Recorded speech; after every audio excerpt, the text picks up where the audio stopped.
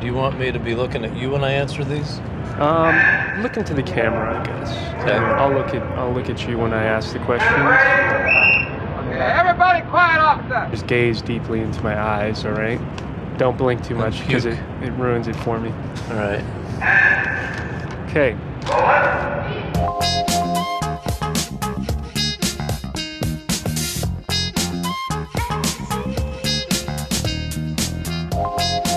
Hello, and welcome to TrueFire's eClinic with Richard Gilewitz.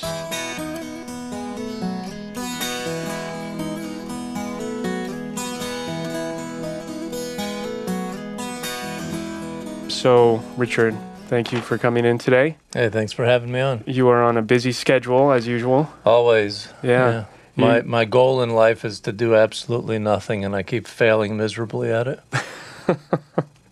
Well, that's kind of a place I guess I wish I'd be in. Yeah, I don't even know what to say about that. I mean, okay, well, let's get started here. We've got a couple of questions from viewers and members of the TrueFire forum, all about technique and good stuff like that. And you are probably one of the best guys to answer those questions for them. So here we go. This one is from Tev77. He says, recently I've been getting into more fingerstyle guitar and found it a bit confusing about which right-hand fingers to use for plucking. The main issue is that it seems to be not very consistent. Sometimes I'm using my index finger on the 4th string, sometimes on the 3rd, and the other 2 fingers likewise. It seems like the little finger is never used in fingerstyle. Is it sensible for me to assign my 4 fingers to the bottom 4 strings and the thumb to the top 2 strings? It seems to me that this way my fingering will be consistent and I won't get so confused trying to use different fingers for different strings. I'd like some advice about whether this is a good idea or not. And P.S. Is there a reason that fingerstyle guitarists don't seem to use their little finger? I'm sorry, I was totally not listening. Could you repeat that? No, I'm messing with you. I get it. There is no one definite answer. I can only give you mine, and it's one of many systems to consider. I don't like to plant my pinky on the guitar, for one thing, because there's, I guess, a tendon in your hand right here that connects these two. So for me, I encourage people to try and get their pinky to shadow their ring finger when they play.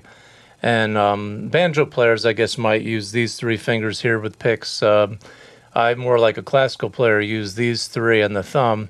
There are some people, like I mentioned at one point, that do use the pinky, but they're probably not quite as common. A system you might want to consider with a couple of the most important considerations, I think. First of all, use these 3 and your thumb. Your index, middle, and ring can be on strings 3, 2, 1. Or shift the whole group to 4, 3, 2, that's position 2, or shift them up to 5, 4, 3, that's position 3. And I keep my thumb maybe on 6 or move it to 5 and 4. Now, there are cross-picking type things that occur, like, for example, right now my guitar is in drop D tuning, so my low bass is a D. So just a neat little example is if my index, middle, ring are in position 2 on 4, 3, 2, and I played 4 notes, 6, 4, 4, 4, those strings, and I used P, I, P, I. I'm using thumb, index, on 6, 4, 4, 4, and that reminds me to keep my thumb out to the left, so I like my hand to be about in this position here, so my thumb, you can see, is extended out. So if I did this angle here, 6, 4, 4, 4, you would see it this way as... And all I'm doing here is thumb, index, thumb, middle. Or, I'm sorry, thumb, index, thumb, index. So that's good for a hand alignment position. But keep in mind, constantly I'm moving things all over the place. This is just like a foundation, like in typing, when you learn how to type from the home keys, you know, and you're on your home base position. But when I'm up here doing this, I might break away from that. Couple of examples. I know there's a Michael Hedges piece I learned called Layover, and in the music, the thumb comes all the way down to the 1st string. That's how it was played, that's how it was written, and I found out once I learned it that way that rhythmically, to keep the tune alive with his original intention, it went there. So basically, I could say any finger can play at any string at any time.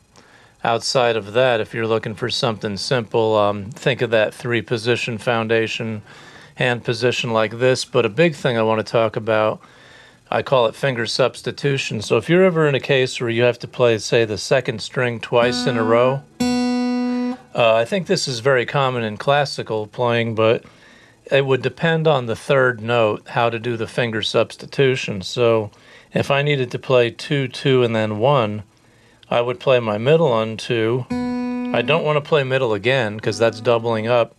So I would borrow my index finger down because ring needs to be ready for 1. So 2, 2, 1 would go M, I, A, and that's P, I, M, A. If I had to go 2, 2, 3, I would go M, borrow A up, so I is in place. So M, A, I. And I think that's what's important about moving from place to place is the finger substitution. And basically anything goes, but get good tone and play slowly.